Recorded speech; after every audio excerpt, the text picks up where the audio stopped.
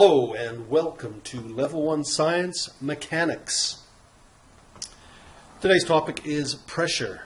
Pressure depends on two things, force and area. Pressure is the force applied per unit area. The unit of pressure is the Pascal. The Pascal, the unit, is named after this gentleman here, Blaise Pascal. He's a scientist, a French scientist, who did a lot of work on pressure.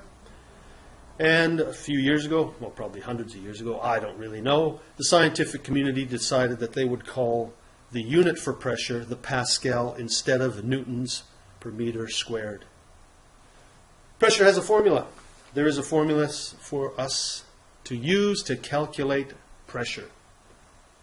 The formula is P equals F over A. P is for pressure, and it's in pascals. F is for force, and it is measured in newtons. A is area, and it is measured in meters squared. All right. As with most of our physics formulas, we can apply this to a magic triangle. All right. So we can see that the force is on top of the, or is above the A. So that means that force has to go on top of our triangle. And we're left with P and A, so we have to put those at the bottom of the triangle. We'll put the P there, and the A goes there. Let's try an example. This is a problem. A box 3 meters high with a width and depth of 1 meter and a mass of 500 kgs. What pressure is the box exerting on the floor? Okay. We'll have to do this in several steps, and that's the thing with these pressure problems, is that there are usually several steps involved. Okay. First step, determine the force on the floor. Okay, this box has a mass of 500 kgs. So what does it mean its force is? You should already know how to do this. All you have to do is multiply it by 10. 500 kgs times 10 meters per second squared, which is the acceleration due to gravity, gives us 5,000 newtons. So it's easy to convert kgs to newtons. Just multiply by 10. Step 2 is to calculate the area on the floor. Okay, the bottom of that rectangular solid has a length and width of 1 meter. So all we have to do to work out the area is 1 meter times 1 meter gives us 1 meter squared. Okay, next is step 3.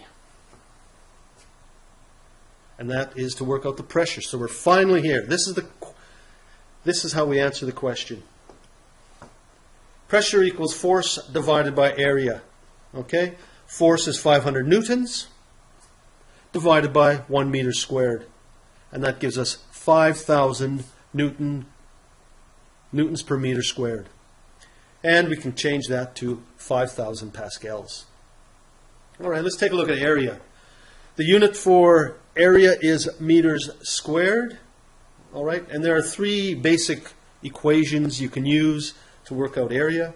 Area of a rectangle, which is length times width. Area of a triangle, which is 1/2 base times height. And the area of a circle, pi r squared. All right, let's take a look at this. I'm going to show you a simple calculation, but a lot of people make the mistakes. How many square centimeters are there in 1 square meter? All right, logically you might say, well, there's 100 centimeters in 1 meter, so there must be 100 square centimeters in 1 meter. But I'm sorry to say you're wrong. There are 10,000 square centimeters in a meter. All right, you're saying, what? That can't be. Well, I'll show you here. 1 meter equals 100 centimeters. You should already know that. So 1 meter times 1 meter equals 1 square meter. And now you need to remember that 1 meter has 100 centimeters in it. So, in other words, we should take 100 centimeters times 100 centimeters. That will give us 1 meter squared. So what's 100 centimeters times 100 centimeters, it is 10,000 centimeters squared. I forgot the little squared sign on this, but it's 10,000 centimeters squared equals 1 meters squared. All right, well, that's the end of this presentation. Hope you've enjoyed it, and I'll see you again next time.